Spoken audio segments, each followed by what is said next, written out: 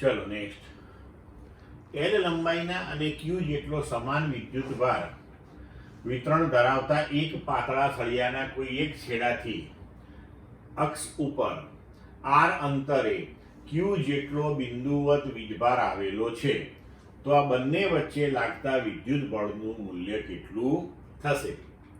વિકલ્પ આપ્યા છે એ કે capital Q small q upon r into r વત્તા કેપિટલ L, બી કે Q Q upon r square, C કે Q Q upon r into r minus L, D 2 કે Q upon r into r plus L.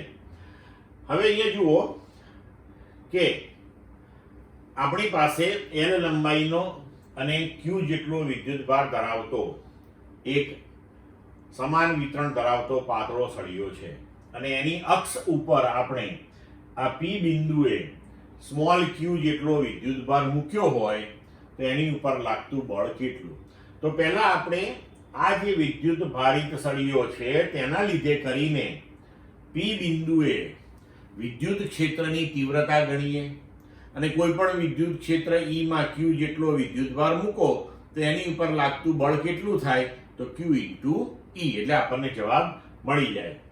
તો હવે જુઓ, તે માટે આપણે એક કામ કરીએ કે અહીંયા સળિયા ઉપર એક અત્યંત સૂક્ષ્મ એવો ખંડ વિચારી લઈએ કે જેની લંબાઈ dx છે અને આ dx થી x જેટલા અંતરે આપણું બિંદુ P આવેલું છે, બરોબર?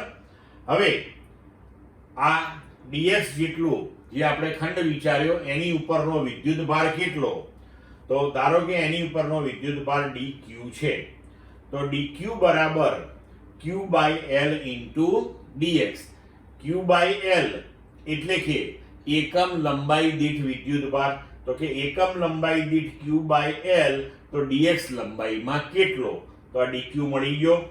હવે કોઈ પણ વિદ્યુતભારથી x અંતરે રહેલા બિંદુએ વિદ્યુત ક્ષેત્રની તીવ્રતા, તો કે kq અપોન r સ્ક્વેર, એ સૂત્ર અનુસાર dE બરાબર k dq upon x square. તો k dq ની કિંમત મૂકી દીધી, q by l dx upon x square. તો હવે આપણે આ સળિયાને આવા અનેક સૂક્ષ્મ ખંડો a થી b સુધીમાં વિભાજિત થયેલો કલ્પી લઈએ. દરેક માટે અહીંયા વિદ્યુત ક્ષેત્ર શોધીએ, એનો સરવાળો કરીએ તો કુલ ક્ષેત્ર મળે. એનો મતલબ કે હવે આ સમીકરણનું આપણે સળિયાના એક છેડાથી બીજા છેડા સુધી સંકલન લઈએ તો આપણને P બિંદુ પાસેનું કુલ ક્ષેત્ર મળશે. આથી સમગ્ર તારથી ઉદ્ભવતું વિદ્યુત ક્ષેત્ર E બરાબર, હવે સળિયાના એક છેડાથી એટલે કે એક છેડાથી P નું અંતર a છે, તો બીજા છેડાથી કેટલું થશે? તો સળિયાની લંબાઈ વત્તા a એટલે l વત્તા a, તો a થી l વત્તા a de. હવે de નું આપણે મૂલ્ય મૂકી દઈએ કે q બાય l સંકલન a l વત્તા a dx upon x square. 1 upon x square નું સંકલન થશે માઇનસ 1 અપોન x, આ અચળાંકો બહાર છે, કે q upon l as it is. આપણે અહીંયા આગળ લિમિટ મૂકી દીધી a l વત્તા a. હવે x ની જગ્યાએ આપણે પહેલા ઉપરની લિમિટ મૂકી દઈએ અને પછી નીચેની લિમિટ.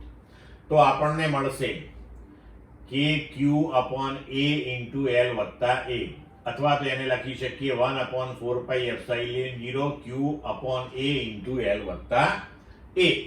હવે આ બિંદુએ જો તમે કોઈ પણ q વિદ્યુતભાર મૂકો તો એની ઉપર લાગતું બળ કેટલું? તો કે ક્ષેત્ર ગુણ્યા વિદ્યુતભાર. તો k q q અપોન, હવે આપણને રકમની અંદર r અંતર કહ્યું છે એટલે આપણે એ અંતરની જગ્યાએ r અંતર લખી નાખીએ, તો r ઇન્ટુ r વત્તા l. તો વિકલ્પ પ્રમાણે આપણો જવાબ થશે A.